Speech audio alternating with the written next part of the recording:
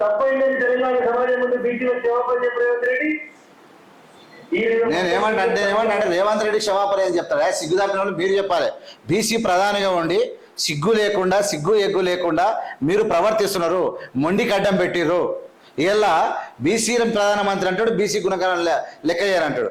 ఇలా ఎస్సీ రిజర్వేషన్ల వర్గీకరణ అని మీటింగ్ పెట్టి తప్పించుకున్నటువంటి దొంగల మీరు. వర్గీకరణ ఎందుకు చేయలేదు అన్న మీకు దమ్ముంటే? ఎస్సీ వర్గీకరణ ఇవాళ పరేడ్ గ్రౌండ్లో మందకృష్ణ తీసుకొచ్చి పెట్టి ఏడిపించి ఈయన పట్టుకొని ఏడ్చిరు, ఆయన పట్టుకొని ఏడ్చిరు, తీర్పు ఇప్పించారు, నేనే అని చెప్పారు. ఎవడు మాట్లాడేది వర్గీకరణ? ఈయన మందకృష్ణ కనబడాడు సుప్రీంకోర్టు కాడ. తర్వాత మీరు అన్ని రాష్ట్రాల్లో మెజార్టీ 14 రాష్ట్రాల్లో అధికారంలో ఉన్నారు కదా, ఎందుకు వర్గీకరణ చేస్తున్నారు?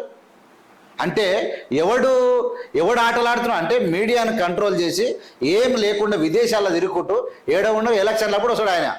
ఎలక్షన్లకు వస్తాడు, లేదంటే ఓపెన్ చేసిన ట్రైన్నే మళ్ళీ ఓపెన్ చేస్తాడు ఇట్లా చక్రం లేక.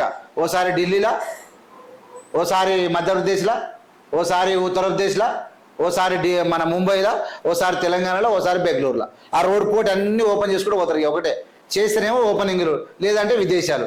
ఏడ పరిపాలన? 10 ఏళ్ళల్లో 3 సార్లు ప్రధానమంత్రి ఒక్క మీడియా కాన్ఫరెన్స్ చేయలేదు. ఎందుకు? క్వశ్చన్లు అడిగితే నీళ్ళు వస్తాయి, మన తాన లేదు. మొత్తం బదమాషి మాటలు, అబద్ధాల మాటలు. రాహుల్ ఖాన్ అయిపోయా, ఓట్లే ఓట్లు. రాహుల్ ఖాన్ అంటారా? మన హిందూకి వేయాలరా ఓటు అయిపోయా.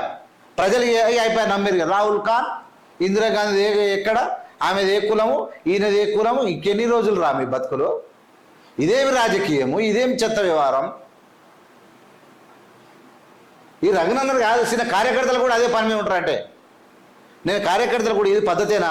ఇప్పుడు బీజేపీలో లవ్ మ్యారేజ్ చేసుకున్న వాళ్ళు ఎవరు లేరా? కులాంతర వివాహాలు చేసుకోరా?